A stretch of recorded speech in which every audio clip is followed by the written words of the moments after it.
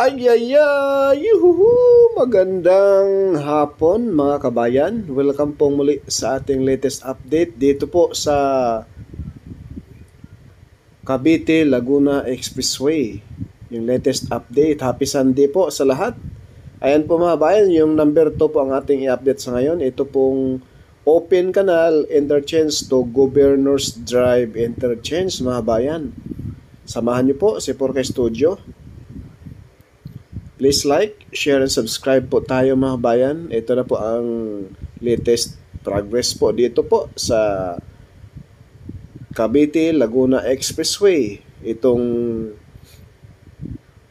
portion ng Governors Drive papuntang Open Canal Interchange. Dahil po sa Silang Aguinaldo Interchange, ilang araw na lang, abang-abangan po ninyo ang pag-open.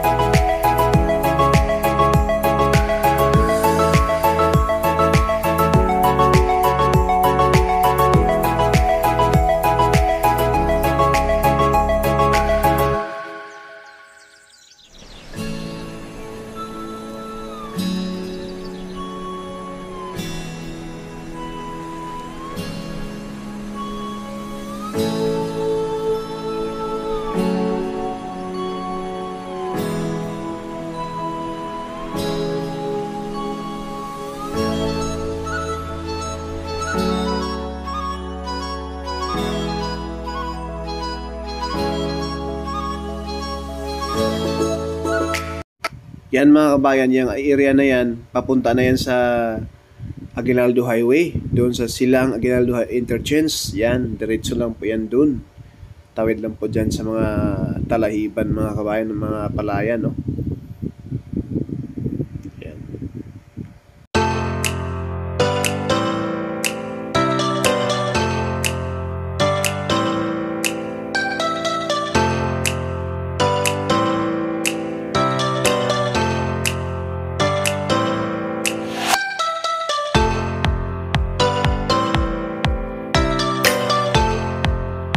Itong yung kalsada natin sa baba mga kabayan, yan po yung Mayor's Drive. Yung kalsada na yan mga kabayan. Papuntang Manggahan, Cavite, no?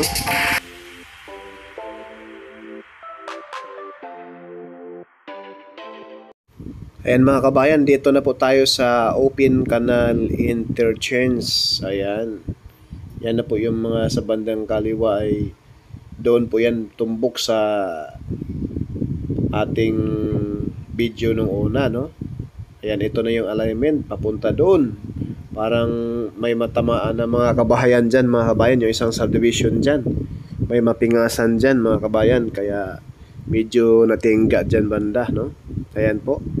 Ayan na po yung kanal na sobrang laki. Ito na po yung tinatawag na Open Canal Interchange. Pagkatapos nito, yun na po yung Kawit, Cavite.